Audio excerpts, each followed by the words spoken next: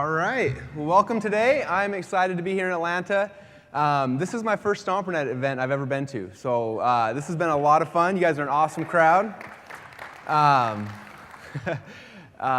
really excited for today. Over the last probably 5 or 6 months, we've been talking a lot in our company about a concept called microcontinuity. Anyone here heard about microcontinuity? A lot of you guys? Awesome. When they first asked me to come and speak, I said, "Do you want me to talk about microcontinuity?" He said, "Well, Russell, you guys have been pounding that thing. Everyone's seen the videos, everyone's bought the products. They're like, can you give us something else? What else can you talk about?" And I said, "Well, what do you guys want to know about?" And he said, "Well, our crowd's a little more advanced than most crowds, and they want to know about how to take your business to the next level." And they said, "Russell, what are the things that you're good at?" And I said, "Well, our company's doing pretty well." I said, "We started this about 4 or 5 years ago, and this year we'll do over 8 figures online." They said, "Wow. If you could teach someone how to go from a 5-figure-year business to a 6-figure business to a 7-figure business all the way up to an 8-figure business, that would be very beneficial." So that's what we're going to be talking about today, is some of the little techniques that you're going to use to go from a beginning business to a 6-figure to a 7-figure and up to an 8-figure. Okay? So before I start, I want to kind of get a feel of the audience. Who here feels like they're brand new beginners? Okay? All right, for all you guys, go online, look for microcontinuity. That video is going to help any beginner get started. There's a free 90-minute video on there. Look for something like that. Who here is doing about 5 figures a year right now with their business? All right, give those guys a round of applause. That's good. Good job, you guys. Okay, who here is doing over 6 figures a year in their business? All right, round of applause. Good job.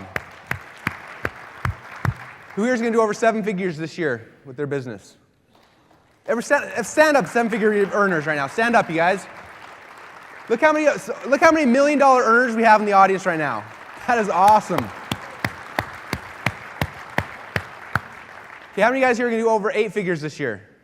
Okay, stand up, 8-figure earners. We got a couple of them in here. Awesome. Any 9-figure earners in here? Come on, there's got to be one hiding. All right.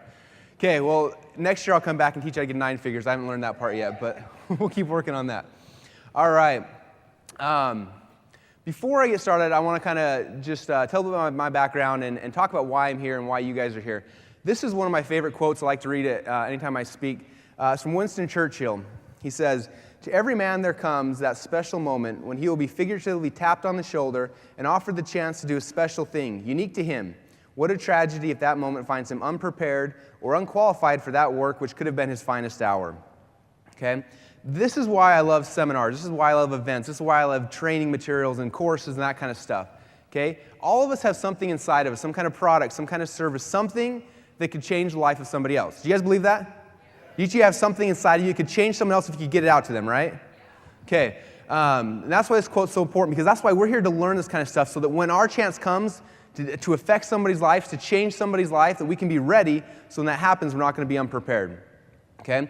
I want to tell you guys a story about a company, and this is a company, and for them, it was not a big deal. They were doing their job. It wasn't a big deal to them at all, but for me, it changed my life and changed my wife's life forever. It's a company called Idaho Reproductive Center. Some of you guys may have heard me tell the story before, but about 4 years ago now, my wife and I were trying to have kids.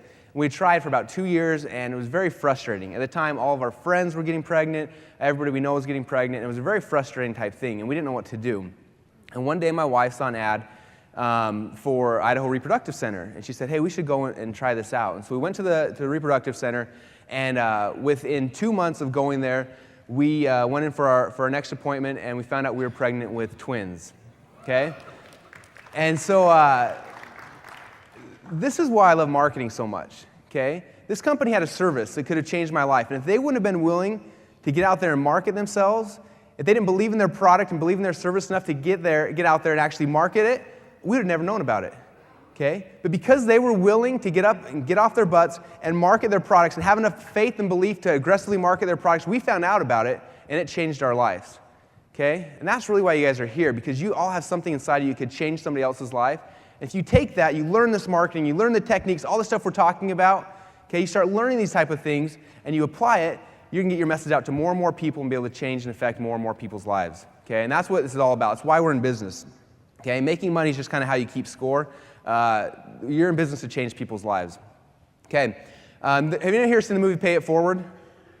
Okay, this is my philosophy on business, very similar to pay it forward. Okay, again, in my mind, business is to change people's lives. It's not to make money. Okay, so for me, here's a picture of me, and I'm here talking to all you guys right now. Now, my goal from this whole event is hopefully to give you guys a couple ideas that can help you to market your product and your service better.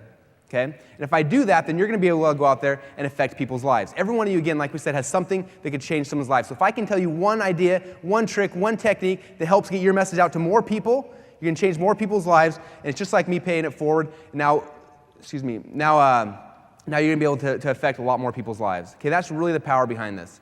Okay, look at our students, a lot of the ones who have products and services. One of our students, some of you guys may have seen her, her name's Andrea Plone, and she sells a product teaching babies sign language. Okay? And if anyone has any babies, this is a really neat thing. You can teach your baby sign language, and they start communicating to you about 6 and 7 months old. Okay, way before they can ever start communicating, before they can start talking. Okay, and we taught her a system. She started selling her product, and now she's able to affect hundreds and thousands of people throughout the world, teaching them how to teach their baby sign language. Okay, we're paying it forward. That's really, really powerful. Okay, and I'm hoping that all of you guys will take this information again and pay it forward and change somebody else's lives. If you've done that, then you've helped fulfill my mission, the reason why I'm here as well. Okay? So you guys are here so you can learn how to better market your products and services, so you can change somebody else's lives, and so you can better fulfill your own dreams. Okay. Now, I wanted to talk about a couple of the dreams that I had when I started my life. One of my dreams was I wanted to marry the most beautiful girl in the world. And this is actually a picture of her right here. Her name's Colette. And actually, Monday is our 7-year anniversary, and so she actually came out here. Colette's in the back. Do you want to stand up real quick, Colette? She hates when I do this. So she doesn't get to come to events very often with me, so luckily she came here, and we're kind of celebrating our anniversary as well this weekend. And so that was one of the dreams I always had, was to marry the most beautiful girl. So you guys, if you have a chance to meet Colette, she's an amazing woman.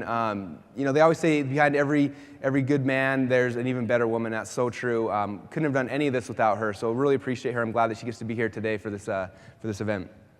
Okay, my next dream is I want to become a dad. And we talked about the twins. This is my kids, for those who haven't seen them yet. On the left-hand side, this is Dallin, and this is Bowen. That's the twins. And then Ellie's here in the middle. And she's our 2-year-old daughter that came surprisingly quickly after the boys were born, almost too fast. So that's kind of our family. Now I want to talk for a minute about failed dreams. Anyone here have had a dream that they wanted, they were going after it, and they failed at it? They didn't reach it. That's it? Okay. So all you guys have experienced that at least once, right? Failing at a dream. Okay, it can be tough. I want to tell you about my biggest dream I had growing up. I was a wrestler growing up in high school. This is a picture of me. I wasn't just a wrestler. I was like an obsessive wrestler. This is a picture of us on our boating trip. We brought our wrestling mats with us everywhere we went. My dad would roll up these wrestling mats, throw them on the top of his truck, and when we drive to vacation, he would bring them. And every morning before we could go out and water ski, we'd have to wrestle for about 2 hours in the morning. So that's what I wanted to do in my life when I was growing up. Okay, I was lucky enough. I got pretty good. I was a state champ. I took second place in the country in high school. Got wrestling scholarship offers all over the country. Ended up wrestling at Brigham Young University for a year. They cut the wrestling program, so then I transferred up to Boise State University and wrestled my last 4 years there. And my last year, again, my goal was to be an NCAA champ, or at least an All-American. Those were the goals I was going after. And this is actually a picture of my last match in college that I wrestled. And this was the match that if I would have won this, I would have went to the national tournament, had a good chance at competing. And it was a match I should have won, and I did some stupid things, and I lost the match. And I remember when I lost the match, that meant that it meant I was done. Okay, I was not ready to be finished yet. I had another 2 or 3 weeks before the national tournament I was planning on, and I lost that match, and it was done. And there was nothing I could do about it. You guys ever felt that before? And you're just like, how can I fix this? I can't fix this. There's nothing I can do about it.